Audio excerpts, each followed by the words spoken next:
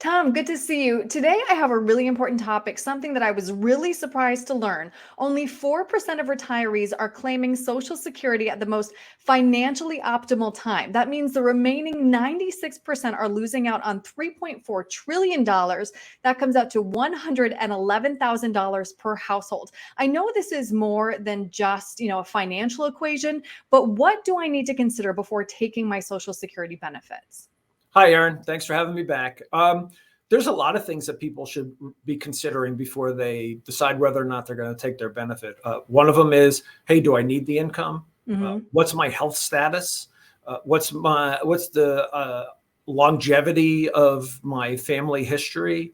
Do I have other income sources that I can utilize? Am I going back to work at any point in time? So there's a lot of things to take into consideration before taking that benefit. You had mentioned that it's about 111,000 per person. I think you Per said. household, yeah. Yeah. Now, when you start taking into consideration the COLA riders and compounding interest and things like that, it's really literally hundreds of thousands of dollars over a retirement span that people are going to be losing out on.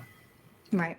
Thank you for mentioning that. You're right. Also, just to lay it out for everybody, the reason why this is complicated is the earlier that you take it, the less money you get over time. But Right. it's not necessarily that I should wait until I'm 70 if I know that, again, my parents didn't live until they were 70, right? Mhm. Yeah, there's over, I forget the exact number, but I know there's over 500 different choices that people can make Mm, when it comes time, a couple, when it comes time to claiming the Social Security benefit. And it's not as simple as, hey, I've reached age 62 or 65 or 67 or whatever that number is. Like we were saying earlier, there's a lot of things that you have to take in consideration.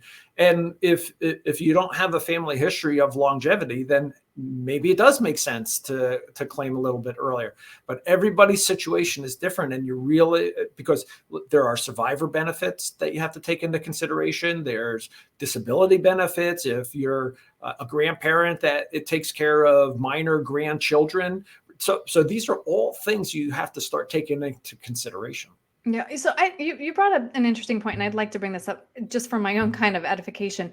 When clients are talking to you about the concerns they have about the program or reasons they're tapping into it early, is anybody just saying, hey, Social Security is not going to last? I'm going to take the money while the getting's good? Yeah, we hear it all the time. Mm, Will it go away? No, the government has never created a social welfare program that they've ever taken away. They've changed it, morphed it over time. right. I would say anybody that's 45 or 50 and younger, they're going to see a different kind of program. For the people already collecting Social Security or in the near neighborhood of qualifying for it, is it going to change? Not in the sense that we know it, how it's being collected. Um, Now, the government is saying that within the, say, next 10 years, they might only have enough money to pay out 75 cents on every dollar that they're obligated to pay you. But with that said, is that system going away? No. Okay. Things that might change are how it might be taxed, how much of your income they may make you qualify to make contributions for, things like that. But in an overall sense, it'll be there. Okay. I was also surprised to learn, Tom, that only 42% of people have ever calculated what they'll need to live on in retirement. So that must be an important step in figuring out when to take Social Security. Yeah, and I would say if you're one of those people, then you should probably get yourself another advisor.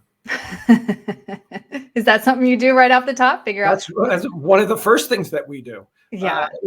I mean, for a lot of people, that's their Social Security benefit is anywhere between 30 and 80% of their retirement income. So if Right. you don't know what that is and you don't know what your expenses are going to be in retirement, then somebody's failed you.